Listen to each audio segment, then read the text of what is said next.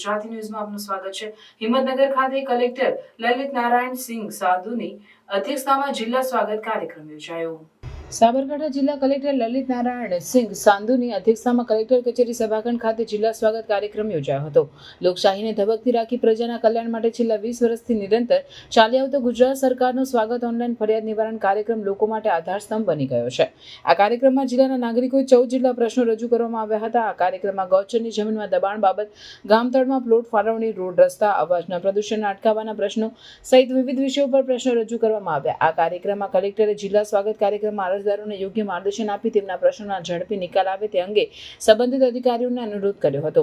વધુમાં કલેક્ટરે વહીવટી તંત્રના તમામ અમલીકરણ અધિકારીઓને લોકોના પ્રશ્નોને શાંતિથી સાંભળી યોગ્ય ઉકેલ લાવવાની દિશામાં કામગીરી કરવા જણાવ્યું હતું।